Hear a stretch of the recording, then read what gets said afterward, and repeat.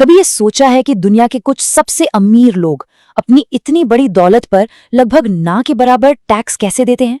आज हम लोग उसी एक जबरदस्त फाइनेंशियल स्ट्रेटेजी को समझने वाले हैं जो उन्हें लीगली मतलब पूरी तरह से कानूनी तौर पर ऐसा करने में मदद करती है। तो चलिए इस राज से पर्दा उठाते हैं। ये बात बिल्कुल पते की है। दौलत सिर्फ कमाने से नहीं बनती, उसे बचाने से बनती है।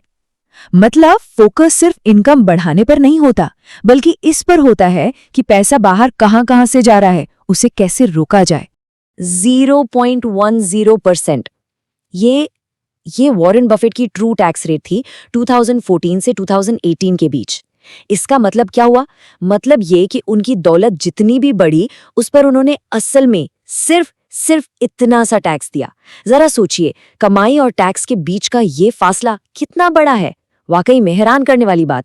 तो आज हम इन 5 पॉइंट्स पर बात करेंगे। सबसे पहले देखेंगे अरबपतियों का टैक्स सीक्रेट, फिर समझेंगे बाय बोरो डाई की स्ट्रैटेजी, इसके पीछे का रियलाइजेशन लूपहोल क्या है वो जानेंगे, और फिर देखेंगे कि 80-20 का सिद्धांत कैसे काम करता है, और आखिर में वेल्थ पर टैक्स लगाने की जो बहस चल रही है उस पर भी एक नजर डालेंगे। तो आते हैं सबसे बड़े सवाल पर। आखिर ये मुमकिन कैसे है कि कोई 0 मतलब 0 फेडरल इनकम टैक्स दे? सुनने में तो किसी जादू की तरह लगता है ना? लेकिन इसका जवाब अमेरिकी टैक्स कोड में ही छिपा हुआ है। ProPublica की एक इन्वेस्टिगेटिव रिपोर्ट है जो IRS डेटा पर बेस्ड है। उसके मुताबिक Jeff Bezos, Elon Musk, Michael Bloomberg ऐसे कई बड़े नाम हैं जिन्होंने हाल के सालों में कम से कम एक बार 0 फेडरल इनकम टैक्स दिया है। हाँ, बिल्कुल 0। और ये कोई गलती से नहीं हुआ, ये एक बहुत ही सोची समझी स्ट्रैटेजी का हिस्सा है।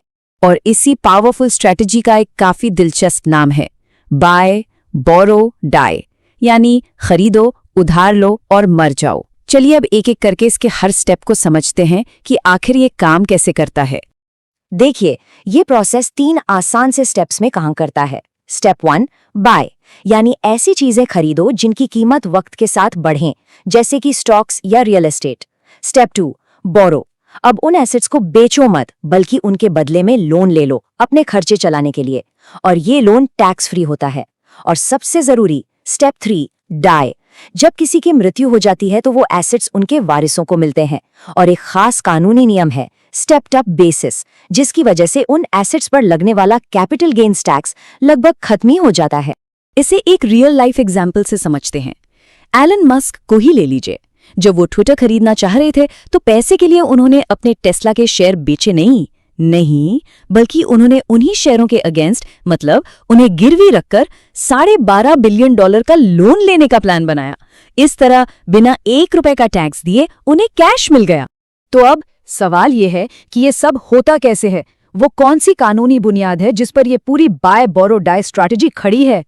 इसे कहते हैं रियलाइजेशन लूपहोल, और यही वो एक नियम है जो ये सब कुछ मुमकिन बनाता है। अमेरिकी टैक्स सिस्टम में एक सीधा सा नियम है, वो ये कि अगर किसी एसेट की वैल्यू बढ़ गई है तो उस पर टैक्स तब तक नहीं लगता जब तक उसे बेचा ना जाए। इसी बेचने के एक्शन को रियलाइजेशन इवेंट कहते हैं। मतलब जब तक आप बेचते नहीं, कागज पर चाहे कितना भी मुनाफा हो, वो टैक्सेबल इनकम नहीं मानी जाती। तो फर्क बिल्कुल साफ है। एक तरफ अगर कोई एसेट बेचता है तो वो एक टैक्सेबल इवेंट बन जाता है, मुनाफे को रियलाइज किया जाता है और उस पर कैपिटल गेन्स टैक्स देना पड़ता है।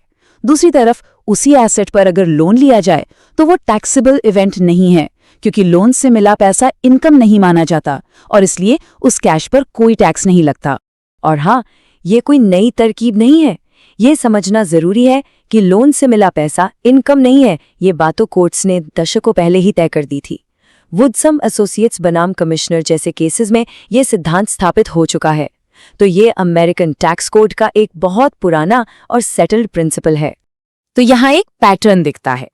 अरबपति लोग उन कामों पर फोकस करते हैं जिनसे सबसे ज्यादा असर पड़ता है, और यही बेसिक आइडिया, जिसे 80-20 रूल या परेटो प्रिंसिपल कहते हैं, हम अपनी रोजमर्रा की पर्सनल फाइनेंस में भी इस्तेमाल कर सकते हैं। चलिए देखते हैं कैसे।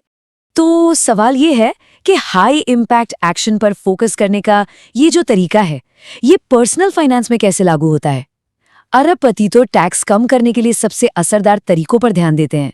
हम अपनी जिंदगी में क्या कर सकते हैं? अपने खर्चों को ही देख लीजिए। अक्सर ऐसा होता है कि हमारे 80% खर्चे सिर्फ 20% चीजों पर होते हैं। जैसे इस उदाहरण में एक परिवार का महीने का खर्च 60,000 रुपए है। इसमें से 48,000 रुपए यानी 80% सिर्फ 3 चीजों पर जा रहा है, किराया, ग्रोसरी और ट्रांसपोर्टेशन। तो अगर बचत करनी है तो इन बड़ी चीजों पर ध्यान देने से ही सबसे ज्यादा फर्क पड़ेगा। और यही 80-20 का नियम कर्ज पर भी लागू होता है। अपने सारे लोन्स में से उन 20% लोन्स को पहचानिए जिनकी ब्याज दर सबसे ज्यादा है, जैसे कि पर्सनल लोन या क्रेडिट कार्ड का बिल। हो सकता है कि ये कुल 4 में से सिर्फ 2 ही लोन हो, लेकिन सबसे ज्यादा ब्याज इन्हीं पर जा रहा हो। तो इन्हें पहले चुकाने पर फोकस करने से ब्याज के पैसों की सबसे ज्यादा बचत होती है।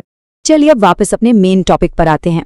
बाय बोरो डाई की इस स्ट्रैटेजी को लेकर एक बड़ी बहस भी चल रही है और सवाल ये है कि क्या इस लूप होल को बंद किया जा सकता है और क्या इसे बंद किया जाना चाहिए। देखिए, असली मुद्दा ये है कि बाय बोरो डाई स्ट्रैटेजी अमीरों को ये मौका देती है कि वो अपनी बढ़ी हुई दौलत को इस्तेमाल तो करें, लेकिन उस पर टैक्स देने को अनगिनत समय तक टालते रहें। और इससे होता ये है कि वेल्थ इनइक्वालिटी यानी धन की असमानता और भी बढ़ जाती है, क्योंकि संपत्ति बिना टैक्स दिए एक पीढ़ी से दूसरी पीढ़ी को पास होती रहती है।